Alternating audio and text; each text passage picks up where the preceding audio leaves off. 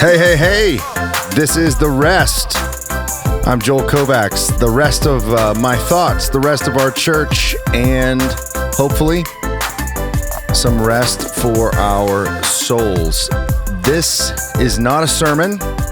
These are my thoughts and interests, and these are your thoughts and interests. The rest is a time for open and safe opinions, dialogue, discussion, theology, hot topics, you name it. And we are here today.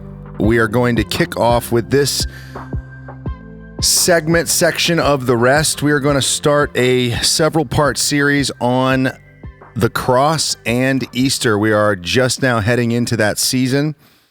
Let's see. So Easter is April 12th, so it's coming up. So we're going to be talking about the cross and about Easter for several parts of the several parts over the next several podcasts. And with me the whole time is going to be our one and only John McCambridge. He's here now. How you doing, man? Good, man. Thanks for having me. So yeah, John is going to be here to kind of go through the beginning parts of this podcast, and then we are going to go all the way into the cross. We're going to talk about that as much as we can. And then we're going to move into the resurrection, and of course, they're not mutually exclusive. But we're going to talk about them both. We're going to focus on them both, and I'm looking forward to moving into this season and kind of putting down in this conversational format what I would say probably a maybe an informal representation of the church's theology on the cross and on Easter and the resurrection. Yeah. And so for people that are, part of our church, if you're ever wondering more, this is a great resource. You know, you're going to get in a couple hours here over the next several different podcasts that we post. We're going to talk about these things. And this is something that you can keep, you can share. And without overstating it, which you really can't, there's nothing more important than what we're going to be talking about. Yeah. How would you phrase that, John? I mean, well, the cross, the resurrection. Yeah, I mean, I think it's the central aspect of the faith. So when you think about the symbol of the Christian faith, it is the cross. Yeah. So in order to understand, a good theology of what we believe and why we believe it, you have to be able to articulate or at least understand the central event of the cross. N.T. Wright's book on the cross is called The Day the Revolution Began. So his point is that it's an event that because it happened, everything from then on is different. So that's what the Christian understanding of the cross is in terms of its implications. So we have to be able to understand it, and we might as well dive as deep as possible. Yeah. I always thought of it like growing up in terms of the resurrection. It was like, well, without that, the whole Pauline thinking of without the resurrection, then everything is in vain.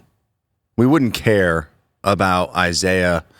We wouldn't care about the nation of Israel, like you and I wouldn't. I mean, maybe we would historically, and the nation of Israel, but it would be somewhat of just an interesting narrative. But the fact that Jesus shows up in downstream of that whole body of water, if you will, and he shows up in it, it makes all of that came before it fully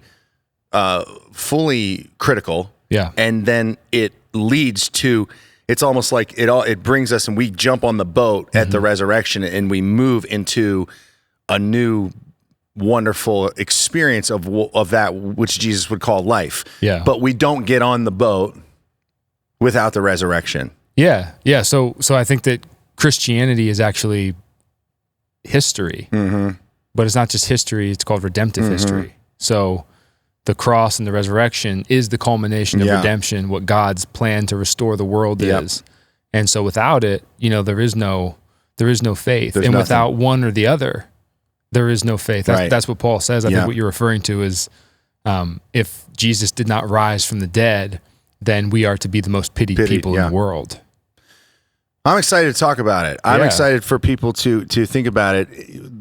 We'll get into it, but the cross and the resurrection, you can go your whole life and you can have what in your mind is like a very formulated, real relationship with God because of a basic understanding of it. Yeah. And then it's interesting. I don't feel that you can grow unless your understanding of these two things grows. So it's almost like, Paul shows up, I think there's like 4 different sermons or 3 different sermons in the book of Acts through like, whatever, from 10 to 20 in the book of Acts. Yeah. And every single time he talks, he's different. Yeah. Like he says a different story, kind of a different, it doesn't always include the same pieces because he's like contextualizing his message.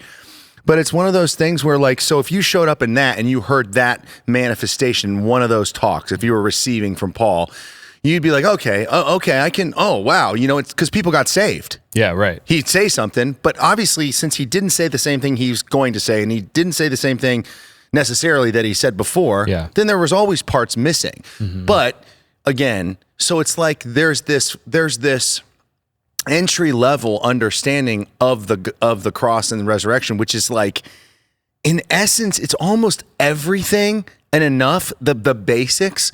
But like, if you're going to live on earth and you're going to give your life to the fellowship of Christ, then your first and primary understanding of the cross and the resurrection, it can't stay there. It can't be stagnant. The depth of the resurrection and the cross has to be explored and expounded upon. And I think that that is actually like, it's in concert with your faith developing. You know what I mean? Yeah, for sure. I mean, I think, like I said, if this is the culmination of redemptive history, then you would have to assume that it's pretty complex. Yes. Because the problems that are being addressed and the story that's being summed up is pretty complex. Yes. So I think anybody who walks around with a very simplistic, singular understanding of something like the cross, that singular point or truth, it might be true. Yeah. And it might be a part of it, but it's part of many facets. You know, the analogy of turning the gem. Right. It's like you can look through the gem at many different angles and they're all real. Right. But they're all real at the same time. They mean simultaneously. things. Just because you're looking at one doesn't mean you're seeing it all. Yeah, so the cross and the resurrection is not one thing. Right. It's more things than our 2,000 years of theology have even come up with yet. So I think it's important. I mean, yet anyone can come to it as they know it and have a sure. totally, like, at least at the very least, like a very emotional experience. I mean, my depth and understanding of the cross has grown dramatically over the past 10 years in ministry. Sure. Since seminary. Where like I threw my stick in the fire when I was a kid, and then in seminary and Bible college, and you learn, I mean, you sit through so many things and you have like this new expanse, and then it continues, and then it grows, and then it accelerates, and you learn more and more and more. So I don't know. I want everybody that is listening to this as we dive into these things, like, just understand, like, this is like a zero entry pool. Like the cross is accessible to the very children, to new believers.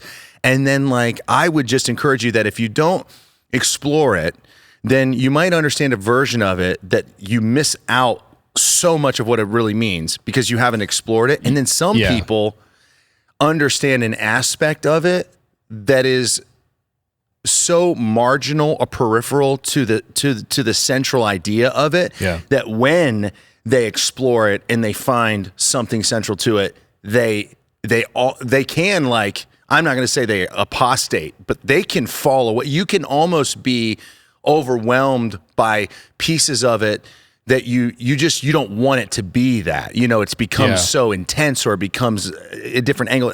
Anyway, I digress. We'll get into all this. I mean, just to kind of put a point on that. Yeah. I think that it's not about how much you understand in order to be saved or something like that. Yeah. Because Peter gives his Pentecost sermon, and it says that the people that are listening are cut to their heart, and they said, "What do we need to do?" And he says, "Repent and believe." Yeah. So the beauty of exploring the depths of the cross is the beauty of exploring the beauty of our redemption. Right. There's so many things that the cross has addressed and solved and become victorious over, that we walk around as Christians and we walk around as ambassadors for Christ. So we need to know what exactly it is that animates us and that moves us in the world. Or we should want to know. We should want to. Because it's like you're walking around with diamonds on the soles of your shoes, right? I mean, you have the access, the realities, the eye-opening truths that apply. That's not just a belief. It is a life-altering disposition to you, the way you think, you feel. I mean, it really is. So, okay, before we get into that, we always have the things I like to do just to get us going, but that's just a little bit. But we usually have an opening rant, and then we have a couple footnotes. So let me do those quick, just so anyone that's tracked with the series can track with it. And John's going to be here talking about this the whole time. Yep. So here's the opening rant. And of course, this is low-hanging fruit, and it's simple because most people are in this space. But we're going to spend like a couple minutes on this. March Madness. So, John, March Madness. I mean, we just Best came out time of the year. That's right. We just came out of the round of 64 and the round of 32. What's your favorite part of March Madness in terms of the bracketing, the rounds? Like with the results so far? No, when you look at the first whole, weekend. Right. It's the best, right? Oh yeah, I mean the Thursday, Friday, and then Saturday, even Saturday, Sunday's good, but it is Thursday, Friday. That's the best. So what's your favorite part about March Madness? All together, just everything. What do you love about it? Yeah, I mean, so since I was a kid, it's always been like my favorite sports time of the year. And I would say that it is the conference tournaments that go into the selection Sunday and then that go into the first round. Yep. And so like you fill out your bracket, and when you're a kid, you think that you might actually do well because you kind of think like, well, I watch basketball, I know basketball, so I should be able to outperform. Or at least I know these brands. The people that I'm in this, group with, and it never happens. No. So then by the time, hopefully you get a little bit older, you start to, instead of rooting for your matchups, you actually root for the chaos and you root for the madness. And that really happens in the first couple weeks. It continues throughout, but I mean, 64 teams, 32 games. There's nothing else like that 15, in sport. 16 seeds versus ones and twos. It's just small schools that you don't have access to usually, players that you might know in 3 years in the NBA, but you had never heard of them before March Madness, and then they kind of make a name for them. Like I remember the Steph Curry run when he was at Xavier, Davidson. And it was like, this kid's awesome. LeBron showed up to watch him, and now he's like one of the best players in the NBA. But no one would have ever watched a Davidson game if not for March Madness. So what was your favorite part, or what was your favorite moment over this weekend? Over this weekend? Yeah. Probably like the St. Peter's thing. Yeah. I mean, the 15 seed advancing to the Sweet 16 is pretty cool. So they beat Kentucky. They did beat Kentucky. So, and then they beat... Well, the interesting thing about their season was that they didn't even win their regular season conference. How did they make it in? So they must have beat somebody. They won the conference tournament. Oh, they won the conference tournament. Yeah, but there was a Iona who is coached by Rick Pitino. Yeah. Won by far the regular season and were the best team in that conference. Wow. And so I guess St. Peter's is like a small school in Jersey City. Yeah, Jersey. So who did they beat in the second round? Oh, who did they just beat? I don't remember. My mind is flooded with all of these games, man. So that was a fun moment. So you didn't pick that, did you? No, nobody picked that. Well, I mean, I think I had Kentucky in the Final Four. Dude, let's see. Everyone talked about how easy Kentucky's road was. I know. The whole first weekend. I'm trying to think. My favorite part, I think my favorite part is the concept of how many games go into the last 3 minutes and you don't know who's going to win. Yeah. Like you watch the whole game and you watch them just trade blows, and there's 12. I mean, how many times did you see there's been 13 lead changes? Yeah, right. There's been 13. I think that's my favorite part is knowing that's good. I like that. Knowing that at the end of the game, there's something exciting is most likely going to happen. That's the part that I think is the most enjoyable. Yeah, and you just you start to expect chaos. Yeah, like you start to expect like whatever shouldn't happen in the game. Is going to happen. Is what's going to happen, and you can try to predict it even along the way, but it's like it doesn't work. And you have these moments where like amazing things like absolutely happen, and you're like, he's not going to make it right now. Yeah. Like I remember, and they didn't win, but the one that comes to mind is at the end of the USC Miami game. Yeah. They were down by like 10 points, and you're like, well, there's no way. And then the dude hits 2 threes in a row, and you're like, they're going to come back. Right. And then the worst part of the weekend, which we discussed already, was the Wisconsin game. Right. I think. Yeah. I mean, they basically had 35 points for like 12 minutes or something like that. Yeah. In the second. So some of the, I don't know, like when in basketball, when teams don't shoot well, they're just hard to watch. And you can never really predict that. Like, it's just an interesting thing. Like, you think about Iowa or Wisconsin, and people kind of get mad at the coaches because, you have expectations or whatever, but it's just hard because there's no way that a coach can game plan for missing all of your threes. Because a lot of times bad shooting is like, it's like a good shot and it's in and out. And you're like, you make that shot. Yeah. Lots of times. It's brutal. And there's no explanation for the totality of bad shooting or something like that. It just happens. It's a phenomenon. You don't know. Yeah, and then of course the Buckeyes final. It broke my heart because I actually really love this team. Yeah, like I fell in love with the players. Yeah, this team was fun to watch. Yeah. I know that they had these guys that didn't make it suing and like, but I love this team, man. And they were close. They came within 2. Yeah. And then, I mean, Villanova's better. Yeah, I mean, I just think they were kind of missing some pieces all year. Like, but they have 2 first-round draft picks. So I did have it out there. It's like I could see them upsetting. Did you have them beating Villanova, or did you know? I did have them moving on from the first round. Yeah, I did too. But I also root for Xavier basketball because I went there, and so I watched the Big East. Yeah, and Villanova has been so dominant in that league and nationally that I actually think we look at the basketball Villanova the way that teams in the Big Ten in football look at Ohio State. Look at Ohio State football. Where you kind of look at your record, you chalk up a couple losses to Villanova, and then you see kind of where else you might have success and what place you can get in the conference. But so I'm a little bit biased in terms of I would not be surprised if they go to the Final Four. No, they're really good. That Gillespie he's a great coach. kid. Jay Wright's a great coach. Yeah, Colin Gillespie. Holy moly! And then they have one of the greatest stories in the history of the tournament, where they're the only team to lose to a 16 seed.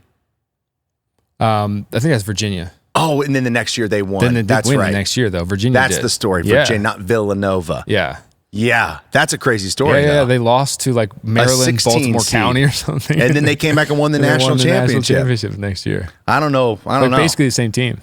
Yeah, and I think they were 1 seed both years. It was crazy. That's crazy, man. Yeah. Anyway, so it's a lot of madness. We'll move on from there. I have a couple things we're going to hit in some footnotes, and then we'll dive into the rest of this stuff. Here's footnotes. Oh, I hit the wrong music. It's okay. We're going to go with it because this is not the footnotes music. That's all right. This can have some funk. So just to land the plane with this series that we're doing at our church that I just finished called Leaving Scarcity, which is just a metaphor of actually leaving the mindset and the belief system that you have to steal and take and provide for yourself and become your own God, and how that can manifest through the love of money and things and greed, and how God really wants us to change the way we think and look at the world, to see all that has been provided, and ultimately become people who look at the gardenous earth and the world and think, I'm going to make something great of this, and I'm going to share this, and I'm going to bring something into the world. And they become generous people. And obviously, like, you can't be generous unless God does the move that he can do and does do through the cross and the resurrection and the giving of the Spirit. Like, you need something to start the transformation process. So we kind of landed this plane. We talked about tithing, and I kind of just gave people really just kind of an outline of, let's make tithing a smaller part of a larger goal.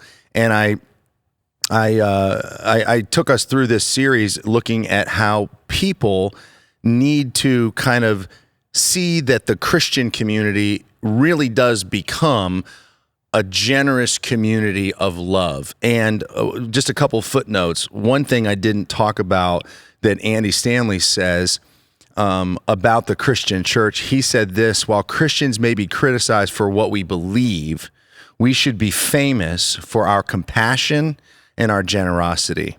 And I think that that is a really well crafted statement, that when we move into the faith space, that it's a dependence piece. We're depending upon the nature of the way God made things and how he wants us to live our lives, which cannot be separated from the concept of generosity and the actual application of generosity in our lives. I talked about this past sermon. I talked about the famous passage where the Pharisee and the tax gatherer go to the temple, and Jesus gives the differentiation between the two. The Pharisee basically is boastful about all the things that he does, and then the tax gatherer kind of beats his chest and says, like, I have a long way to go. I don't really deserve to even be here. And then Jesus says that the tax gatherer goes away justified before God, and that basically this type of wealth or a certain type of arrogance is going to keep you out of the kingdom of God. And one of the parts that I didn't get to, because whether you know it or not, it was like my longest sermon of all time. And that's just, again, not okay, but it's one of those things where there's so much to say. But one of the things that kind of had crystallized, which I was like, oh, I want to say this, but I can't. If I go here, it's so tangential. Like, I don't know how. The movement of Jesus to earth is the movement of changing the orientation and the manifestation of temple. Like, this is like temple is like a whole concept, right? The presence of God with his people in the tabernacle, the presence of God with his people in the temple. And then Jesus shows up and he's the temple. And then Jesus gives, us the Spirit, and we're the temple, not only individually, but as a collective ecclesia church.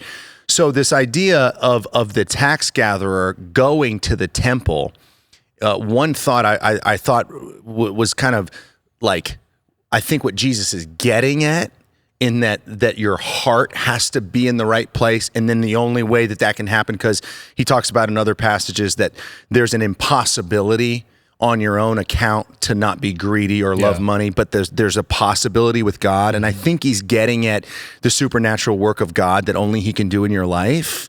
And so one thought I had written down, but in order to get to it, you have to say all that, is that you can't just go to the temple anymore. You need to become it.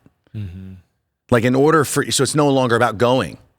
It's like the people that he's starting to talk to, he's in the process, and I want you to hear your thoughts on this. Jesus is in the process of the new thing. Right? So a lot of times people think the new thing means that the old thing doesn't matter. To me, the new thing is kind of the updated version of the old thing. And so and Paul even talks about the law and all that being obsolete in the temple and all those things. But to me, it's more of a clarifying, helpful manifestation. It's like, this works better. This is what's new. So God's doing this new thing, and he's basically getting to the heart of the matter. Like, it doesn't matter if you go to the temple. Maybe don't say it that way. What matters now is that the temple doesn't accomplish in your heart what only Jesus can accomplish in your heart. So it's no longer about going to the temple. It is about becoming the temple. I'm doing something new. Yeah. What are your thoughts on that? Yeah, I think that's right. And in the sense of that the church becomes the manifest presence of God after Christ. And that is both individualized and collectively. Corporate, And you can never just walk into the temple. Right. You have to have you had to have sacrifices, and you had to do the rituals, and you had to be ritually clean and all of that. And so they needed to see that path in order for it to feel like it was from God. Yeah. Yeah, and it makes sense. Like, when you really put sin in its proper place, which we don't, which we'll probably talk about when we talk about the cross. For the people of God, it was like, well, sin was so serious that in order to walk into the temple and worship at all, you had to sacrifice and be ritually clean and go through all of these things, even to be that close, proximate to the presence of God. Right. And so, with Jesus, it's like, not only is there not the temple ritual after the cross and the resurrection and the ascension and the giving of the Spirit, but actually the presence of God that you had to go through all of that in order to even approach. Yeah. now that dwells within you, Yeah. like as close as could possibly be. Yeah. And then the thing with the heart that you're talking about, the orientation Yeah. of the heart, definitely something that Jesus gets at in his teachings, where he says, like, you know, you have been taught, don't commit adultery. But I tell you, if there's lust in your heart, you have already committed adultery in your heart. And so he's definitely, like, you see that theme coming along. Yep.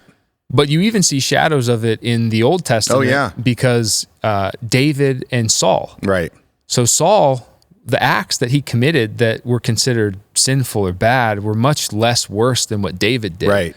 So the question is, why is David the man after God's own heart? Right. And I think that the story is that, you know, Saul was not repentant. Yeah. He was not contrite. Yeah. And David is. Well, David has the famous prayer. Right. After he gets confronted about Created me a clean heart with Yep. the Psalm 51. Like I think that's what I'm getting at too, is that, so Saul was a king, but his heart was far from God. Yeah. David was a king. His actions weren't perfect at all. Right. Maybe worse than the other king, but his heart was pursuing God. You can, like a Pharisee, or like in Malachi, which I did reference, you can do priestly acts and do them perfect and have your heart completely removed from a relationship with God. Yep. And I think that, so anyway, I think that it's that we have to have this posture of that tax gatherer, in a sense, that we hang the pursuit of what God has for us in our lives, in our behaviors, in balance with the condition of our hearts, with kind of like an eyes wide open scenario. For me, the way this is manifested is like, when I don't want to be generous, you know, I kind of like go to the temple the way he did, but I just talk to God, but I'm kind of viewing myself like I'm up at the steps. Yeah. And I'm like, God, I don't want to do this right now. Yeah. But like, I know that like, I that's bad. My heart sucks. Like I was walking up the steps the other day and I was like, my heart sucks. Like, I'm like, God, like I know that like you've done like amazing things in my heart, but like there's a lot more here, God, like please. And you know, like it moves the needle a little bit, at least disposition wise. And I know God's doing things and continuing to, and I think that process is valuable. Yeah, I would agree with that. So Paul, then I referenced the famous passage, you know, to know him and the power of his resurrection and the fellowship of his sufferings, and then he you know, he goes on, he says, but I not that I've attained it, but I press on towards the high calling of Jesus. One of the things that I didn't get into as I was like digging into that passage is two pieces that are really important for generosity, which I should have actually said. Philippians is a book about generosity. Paul is writing that letter from prison to Epaphroditus, thanking, I think, him for a generous gift. So the whole letter is about him thanking someone for their generosity. Yeah, because he's in prison. So they gave him a gift. Yeah, and people didn't really get like fed in prison the way that our prison system is. And so you could just die and rot if you didn't have anybody taking care of you. But so they he received somebody. something that makes this joy, this book of thanksgiving, or this letter of thanksgiving that he writes to this guy. Yeah. So it was like, it's one of those things where I was like, oh, that's really, you know, to think about that. He's in prison. He is telling the people that sent him a gift that he has made his goal in life to be about fellowship with Jesus through suffering, which he's experiencing, but he is trying to communicate to them that he's thankful and that they aided him in that process. You know, it's like he has this joy for becoming a suffering person for Jesus, and yet he is thankful. And so I just find that it's interesting that one of the most powerful letters came from generosity. Yeah. And then there's the famous poem where Philippians 2. Yeah, where he talks about the mind of Christ. Right. That the mind, if your mind is like Christ, who basically the whole poem is about the generosity of Christ. Yeah.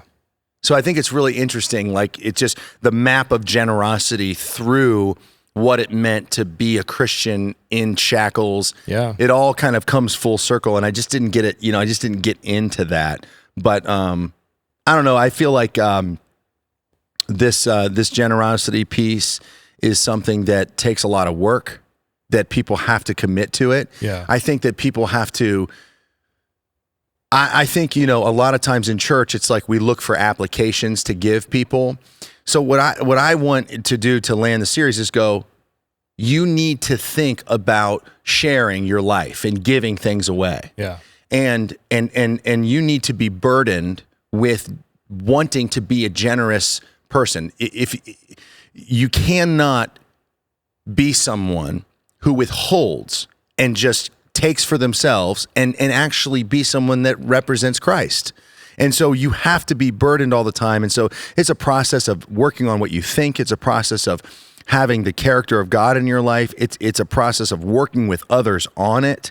And so I think that, I hope that for some people, like this type of thinking, moving to generosity is something that's just going to promote like an actual change. So I'll end it with this, because I almost told the story. I told you about this, but I did the message week 3, which was really about sacrifice and how sharing is like a real tangible manifestation of sacrifice, taking up your cross every day, that to actually give something to someone and to sacrifice so that your relationships improve and that, life kind of works the way it does when we give and share. And it's a manifestation of the Spirit of God in us, and it's the way it works. So I just taught that very conceptually. And then, I got an email from a couple at our church who they have done the process of freezing their embryos. Their well, how do you say this? Their embryos and their sperm together, right? Like it's together. It's an embryo, yeah. It's fertilized. It's fertilized, yeah. And they sent me an email, and I asked them if I could share the story.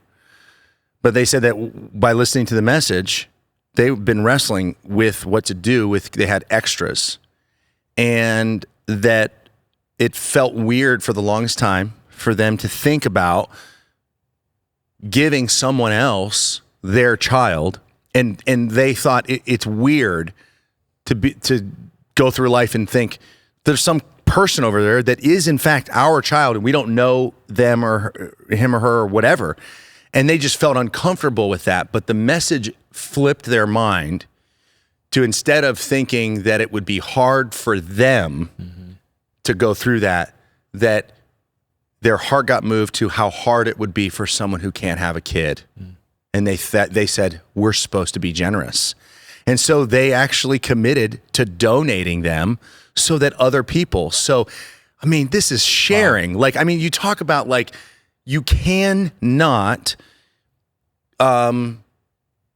give a message, not give any particular application, and think that type of a response came from anything other than God moving in someone, speaking to someone's heart being, shifted to see a different perspective, to feel the presence of Christ in your life, and to not only like, in a way you might feel it's painful to have your child out there and you don't know them, but to move from the sense that it's painful to the sheer joy and fulfillment in life of knowing that what you shared improved someone's life. It reduced someone's suffering. And I just thought that is the coolest, cool, because it's such a unique, odd, manifestation of this deal. Well, it's like, I mean, you talk about preaching, the word of God is alive. Yeah. So the faithful preacher obviously does the best they can with message prep and delivery. But part of it is just the faith that God moves in ways that certainly wasn't anything we said, certainly wasn't anything we taught. But it was the movement of the Spirit of God. It's powerful. And the only thing that this sounds like, not take credit for, but the only thing that I would even say, like, I could take credit for if I'm trying to think about the way God works, is that we challenge the church. Yeah. Come to church. Yeah, there you go. So it's like the leadership of, we're doing this 50 weeks thing. It's like crazy I'm going to go every week, because nobody goes every week. So it's like a big ask. We asked everyone to come for 50 weeks. So, you come to church and something's going to happen. So I got to say that one Sunday, because well, just like the word of God is active and powerful, so living is and the active. gathering of the people of God. So like, even just coming here, not just to hear the content, but to be in the midst of the people of God, to pray with the people of God, to open the scriptures with the people of God. God moves in that in ways that, people don't like to hear this, but he moves in that in ways that even sitting in your room and reading the scriptures by yourself, he moves differently. Yeah. Because we are the church. Yeah. It's not individual. Yeah. And the last thing on generosity that, I always appreciate when we do generosity series, because, people have to understand that culture is like a current. Yeah. So even if you're not actively participating in it, it's going to sweep you along. And so our culture is not a generous culture. No. I mean, it's a culture that revolves around money and profit and the making of money and private properties and possessions and all that stuff. And they're not necessarily inherently evil. But if you don't do anything, you'll get swept along like you're on a lazy river. So something like tithing, more than anything else, is a practice that helps to counterform you and swim against that current. Yeah. If you don't have generous practices in your life, you won't be generous. Right. People, generosity is not like a personality trait. Yeah. It is an act. It's your actions in your life. Yeah.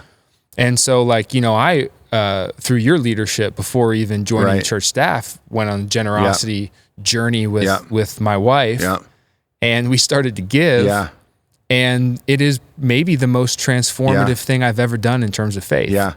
And so it's easy to be cynical about giving series and, the church wants my money or whatever. But as ministers of the gospel, the church has to continue to teach that, because if we don't, and our people don't have practices in their lives, including us, then we will become ungenerous. Well, I would think too, it's like you're a bad shepherd if you don't teach your people what is a danger to them. For sure. And I mean, wealth is dangerous. Very dangerous. And if we don't say, hey, you better like move towards some type of process for this. So I talked a little bit about like the concept of faking it till you make it. And, N.T. Wright, he talks about how when we're on the process of character transformation, that it's not a solo sport, and that you have to work with people. But he talks about how when you move towards character development, that at the very beginning of it, it is going to feel immature and somewhat inauthentic because you're going to force yourself to do it. And you're doing something that you're not authentically doing. You're not doing it at first place. So of course, but there's something about your mind that's gone there. You believe it to a degree, and then it becomes more authentic as you do it.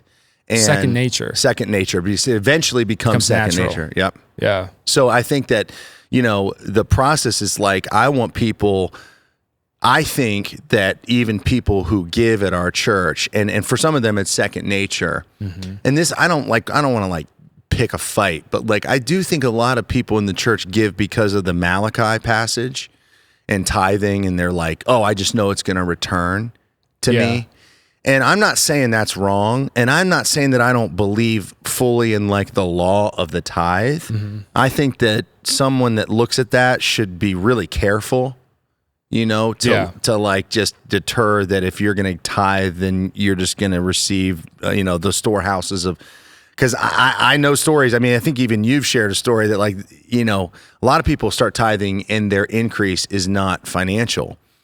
Yeah, because the blessings of God are not necessarily financial. Right. But I do think that the blessings of God come to those who follow his ways. Absolutely. Proverbs. Exactly. So I think if generosity is the way that Christ is, then moving in that direction, you will be blessed. Now, you might not make a return on your financial investment. It's just such an American and ROI. Like, it's such a funny idea. But, like, you know, part of following Christ, too, which is something that doesn't get unpacked enough, is doing what you're supposed to do might really hurt, and it might cost a lot. I mean, that's the idea. So what is the return? What does it mean to be in step with God? Mm-hmm. It might mean stepping all the way to a literal cross. I mean, you can't sit there and just. So anyway, we're not in this space of health, wealth, prosperity, gospel. Right. But I also know people that I know people that have ordered their finances around the concept of tithing, give, save, live, or some version of that. And because they have reordered their tithing life, or their whole financial situation has gotten better. Yeah. And I will say this too, and this just hit me right now. Dave Ramsey, Dave, you're wrong. Dave tells people, Dave Ramsey, you don't want to step here. Dave Ramsey tells people not to tithe until they're out of debt.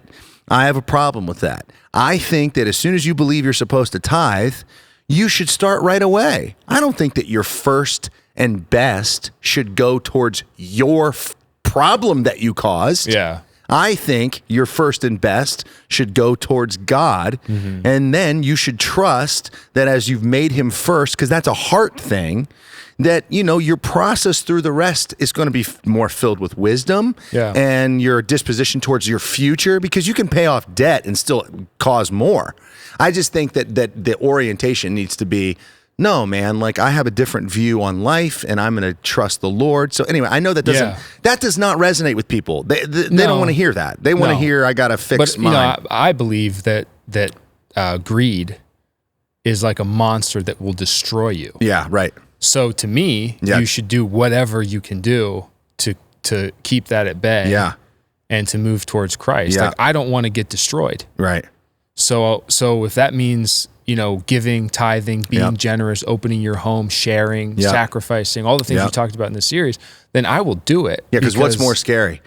It's a little scary to spend, but it's a lot more scary to have something destroy you from within. Oh my gosh. It's like the tiger moving in your house, like I talked about. And the thing about something like greed, or, what I would consider to be evil in your life, is it's not easy to break those bonds and those shackles. Yeah. And those strongholds. Like, that's what the advice is, to not let the devil get a foothold. Not to, go ahead and let him, and then let's see what we can do to break it later. It's like, no, the whole... He can't make an arm tackle, I'll be fine. Yeah, right. The devil is a roaring lion. Yeah. Like, I believe that. Yeah. And so I think greed, materialism, all of that, like, I think that those things are crouching at my door. Yep. And I want to create practices in my own life and in the life of my family to keep those things at bay, because I don't think it's a maybe not thing. I think it's like, do we choose life, or do we choose death? With this type of stuff. So, you did a great job of helping people understand the why. Yeah. And so I think that that's helpful. Yeah. But at the end of the day, it's like the practice itself is what is going to make or break your being devoured by the devil or moving closer to Jesus. And so it's very important. Like, people, I always challenge people that I have personal relationships with at the church. Like, when there's a generosity series, make sure you're there for it all. Yeah. Even if you think you've heard it before, because in our world, and even in Jesus's world, which was probably a lot less financially, centric than ours, that was still the thing he talked about. Right, yeah. He said, this thing will kill you. It will keep you out of the kingdom of God. Yeah. So don't You will not enter into the kingdom. You will not enter into the kingdom. That's, I think, after the rich young ruler conversation, where he says that about the entering the kingdom, and some of the stuff we're going to go into with the cross and the resurrection and what this really is all about. I used to read that like, you won't go to heaven when you die. Yeah. And really, it's probably more about how you're not going to have heaven on earth in your life if you let money be your God. Yeah, I mean, the kingdom of God starts now. We're supposed to live as if the kingdom of God has been inaugurated by Jesus. Yeah. So it's just so funny. You can't move into that. Do something right now, so that in the future you're not in trouble, which is fine. You should. I mean, way in the future, eternity, that eternity. Yeah. But Jesus is getting at reordering your life. Yeah, oh, yeah. Right now. Oh, yeah. Like you're talking about the practice. It's important to hang in balance that you work on the why, that you take your heart to God. God, I don't want to be. I think I'm in love with greed. Like or money. I talked about do the inspection. Come on. We're in love with it. Mm-hmm. We chase it down, man. Like that is a reality that I think it's one of those, like you talk about, like the culture. It's like it's in the air. Yeah, it's the current. Which is the current. You're doing it. You don't know. Nope. And if you've ever been swept into a current, unless it's different from the water you were just in, which usually when that happens, it's there and you stay away from it. Yeah. A current is like if you get into a river, right, and then suddenly you pick up speed, and then you turn around and you've moved. You're so far away. You're so far away, and I didn't realize this. Yeah. And so anyway, lots and lots and lots of warnings. Oh, it's really the only way that wealth is talked about. Yeah, it's dangerous. In the scriptures is dangerous. Yeah, very dangerous. Funny, I when I said that last week, I'm like, it really is like bringing a tiger in. Mm-hmm.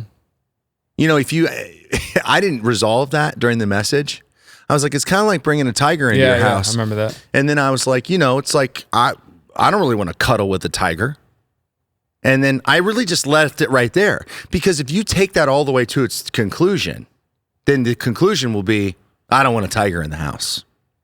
Yeah. So I don't want, wealth is that dangerous? Mm-hmm. I don't want to have that. How do you not have that? Get rid of some money. I mean, don't have it. Get it out of your house. Mm-hmm.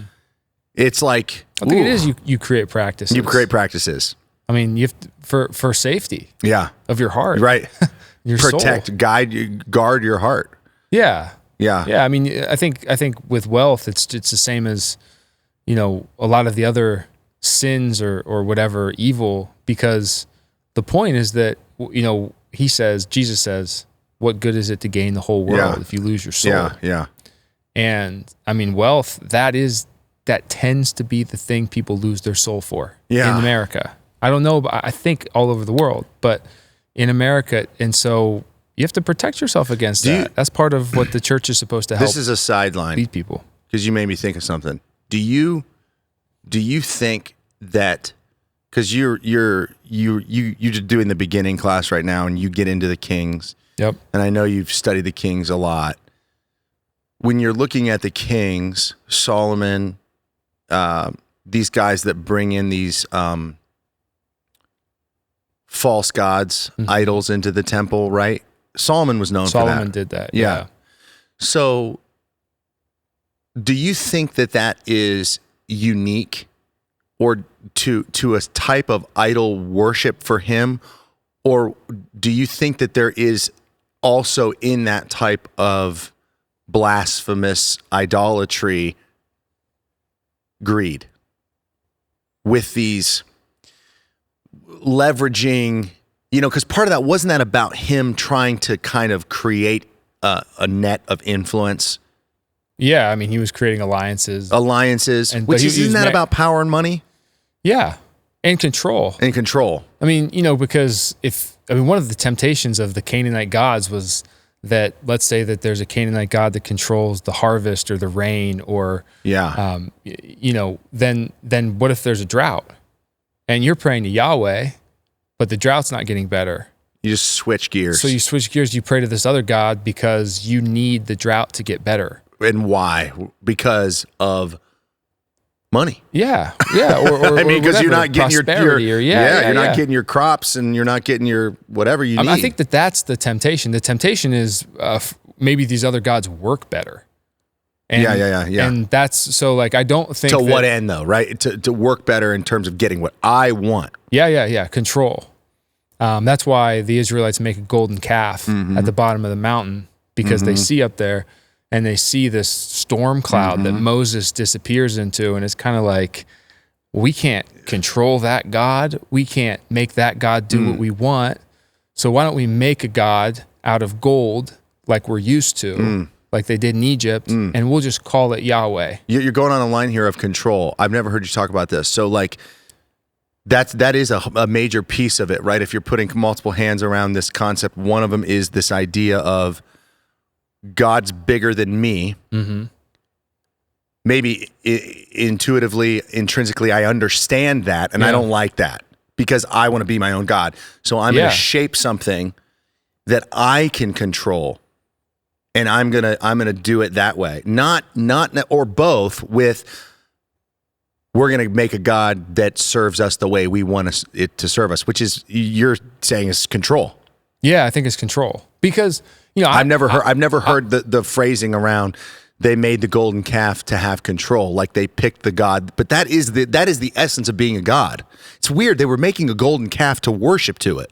Yeah, and they called it Yahweh. So it's not even like they were saying, Molech or a god of the Canaanites or the Egyptians. So it's in picking a god, they became their own God. Yeah, because they're doing it for control. That's weird. And so, I'm sure I do that all the time. But I think that we do. I think those guys are weird. They're worse off than I was. Yeah, and that's what I think the golden calf thing shows us is that we will go to those lengths. Yeah. And someone taught me this in one of my professors in seminary, where he said that the thing about money is that it actually feels in the moment like a better God. Yeah. It's more expedient. Right. So, serves you better. It's very, yeah. And then the other thing about the God that we worship is a lot of times he doesn't give us what we want. Right. And I think he protects us from what we want. Right. What we think we want. Yeah, well, yeah, because if it's what we think we want and he says it's not, then I always it's not say good. the scariest moments in the Bible is when God says, okay, fine, you guys can have what you want. Yeah. Your reward is in full. Yeah, well, you think about the exile of Israel. They get exiled to the places that worship the gods that they were worshiping unfaithfully in the land. See how that goes for you. Yeah, so he's like, okay, fine, you can have them then. You can go there. You can go to where those gods reign supreme. Yeah. And so I think with money, same thing. It's the same thing. Money feels really expedient. Yeah. And it feels like it's going to solve your problems, and you might pray for it. Yeah. And God might withhold it from you, and that very well might be for your own protection. Yeah. But if you go and you get it, it's like the lottery. It never works out well for people in the long run. Never. Yeah. That's good, man. All right, so with that, we are going to dive into a conversation about the cross. If you have fast forwarded to this point, you just missed a really good part about money. So that sucks to be you, but we're going to dive into... You can rewind, though. You can rewind like or go back. It's a feature on these new podcast phones and things. So we're going to dive into a discussion with John about the cross. Let's do it.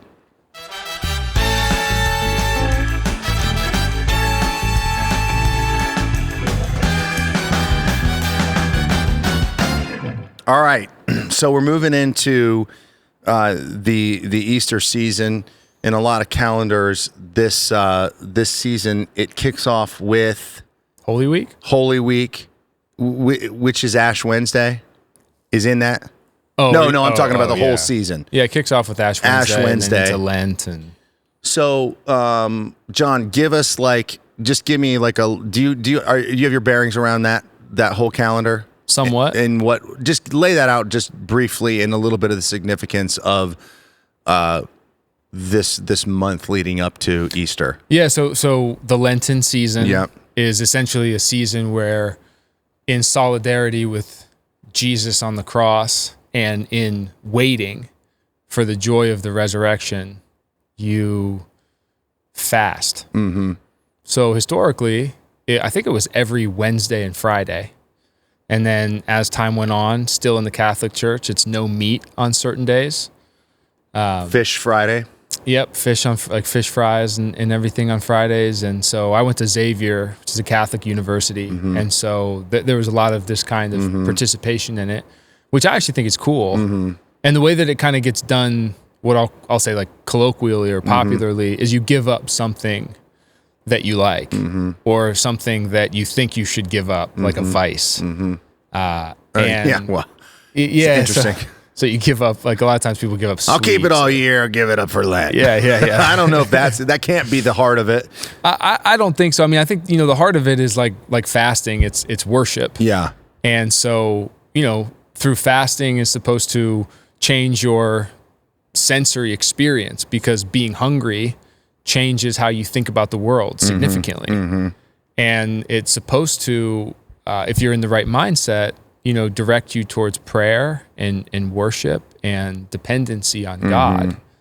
And so the season of Lent that leads up to Good Friday, which is the crucifixion, and then there's Holy Saturday, which is where Jesus is buried in the tomb, and then there's Easter Sunday, which is the resurrection. And that culminates what we said, redemptive history. Yeah. So that's kind of the movement of that. So give us a John, just give us like a kind of 30,000 foot view of Jesus Christ being crucified on a Roman cross, and how did that happen? Like historically? Yeah. So Jesus's claim was that he was the Messiah. And so the word Messiah, the Hebrew word Mashiach, is the Greek word Christos, which means the anointed one. So if you go back and you look at the kings of Israel, when they were chosen, they were anointed with oil. Oil was put on their head. And the promise to the line of David was that someday, an offspring is going to come from your line, and that offspring is going to reign forever. And when Israel goes into exile, the idea is that someday when that king arrives, they're going to, all of this is going to be put back to rights, and he's going to reign. And when you're under the oppression of a foreign rule, you think really what that means is that oppression is going to get thrown off, just like it was with Egypt when God delivered the Israelites from Egypt. Anointed, does the word with oil, isn't it the oil represents the Spirit? Yeah. Yep.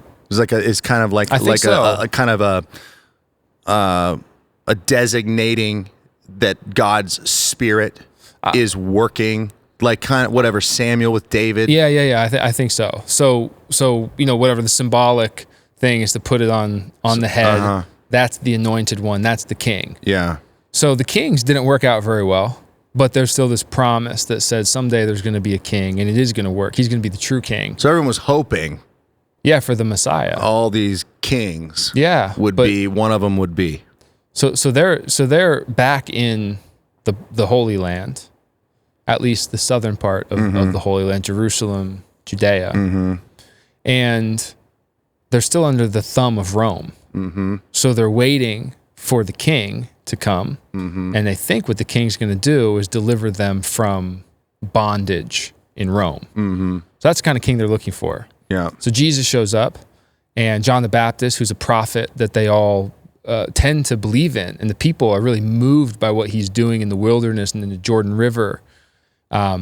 He anoints Jesus essentially as the promised one.